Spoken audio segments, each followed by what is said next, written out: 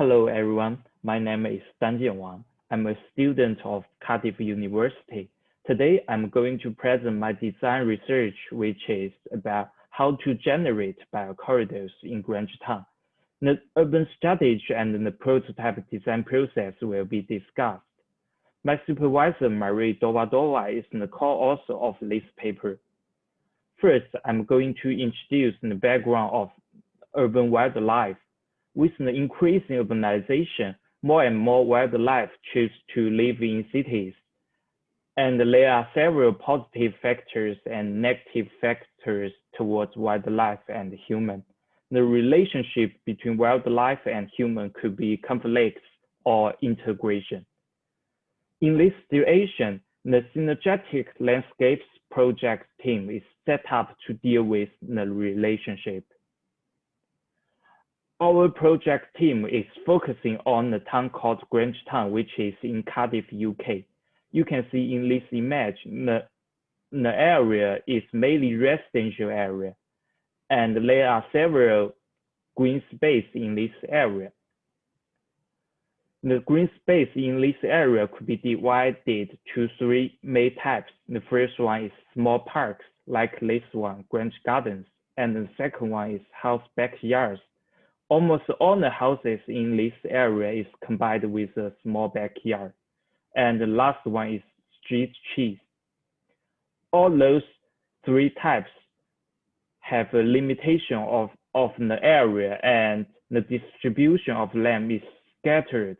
So those property may result in the urban biodiversity isolation and may cause the reduction of the biodiversity and cause migration problem. Here comes my general proposal. You can see in this image in stage A, in a pure nature environment, there is few humans, so the living conditions of wildlife is much better than human. And with the urbanization process, the stage A go to stage B and then go to stage C. There are a lot of big cities in stage C for now.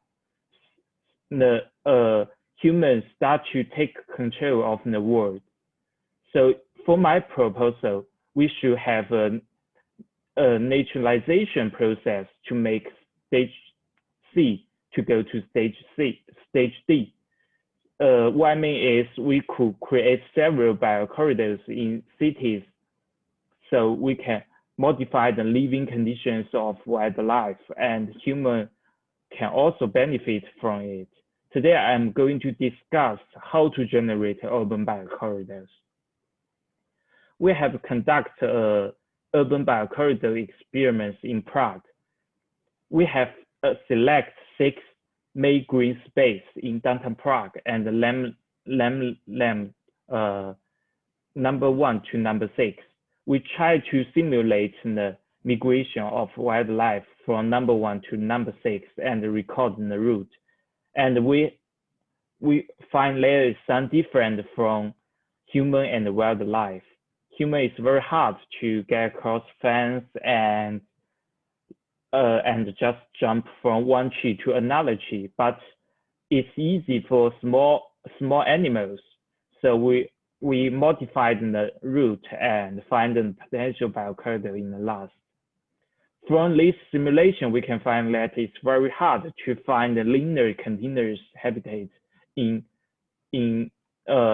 cities. So we need to jump from one point to another point.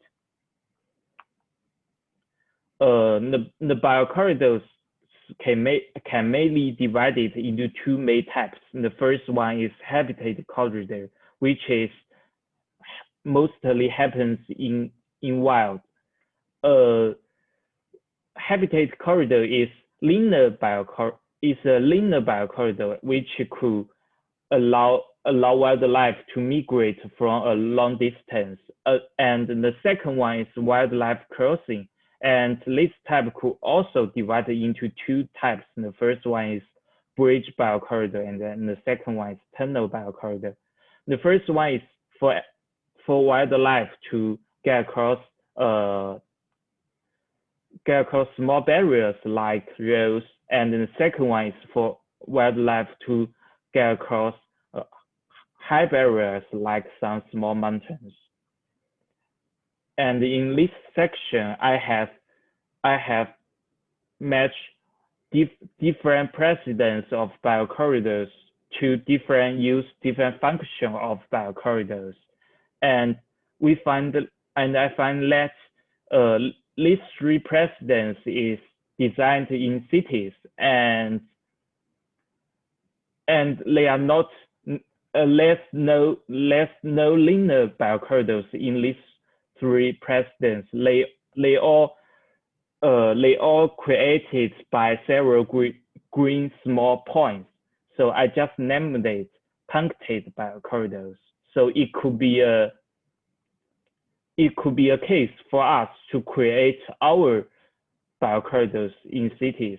So here comes my urban strategy of biocorridor. The first, you can see that the biocorridor in wild is mostly linear habitat. It allowed wildlife to migrate from a long distance, but in cities, less impossible to create linear habitat. We just create several green points to connect the biocorridor, which is called punctate biocorridor. And in Grange Town, there's not enough green points, so we need to generate a new point to make the biocorridor, which is called punctate biocorridor. You can see in the first image, there's several big green points around the area, and inside the area, there's just three big green areas. And based on this image, I have find several main directions of biocorridors, and I start to map the potential biocorridor in Grange Town. The first step is to highlight all the green space in this area, and then the second step is to evaluate all the points and classify all the green space. And some green space could just be small green point, and some could be bigger green point. I just named it I just called it Biotope. And in the third steps, I just try to find some new green point and just want to find some new biotopes. And in the last steps, I just connect all the points, all the biotopes to be a potential biocorridors. In the situation of COVID-19, we didn't have a lot of on-spot investigation, so we just create an online collective map to join the participation of residents.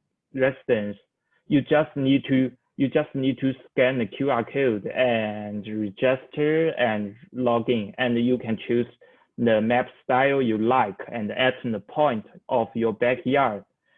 And later you can upload the picture and leave a comment. In the final collective map, you can see your point is in red and the point from others is in green. So after all this have been done, our team will start to map the potential biocorridor. Based on this map, we can collect all the information, collect all the points, and to make a more correct potential biocorridor. And based on the urban level, I go to the prototype level. In order to make the punctate biocorridor come true in Grange Town, we just try to design several prototypes to paint the real as the new green spots and try to promote the level of the green spots. And at last, we can make the new biocorridors come true. And we have a lot of co-design workshop with local people. We just discussed what they need and discuss what nature need. We just want to fit in the requests of local people and the requests of the nature. And we have design a biological system in Grange Gardens. We have designed six different prototypes in Grange Gardens, and it could be a circular system with the fertilizer and food support and expansion material. For example, the dropping from the hedgehog could contribute to the other prototype, and maybe the branches from one prototype could be the new material to build the other prototype. And we have make a DIY competition to attract local people to join this process. We encourage local people to DIY the prototype in their backyards in the park to make the punctuated biocorridor country.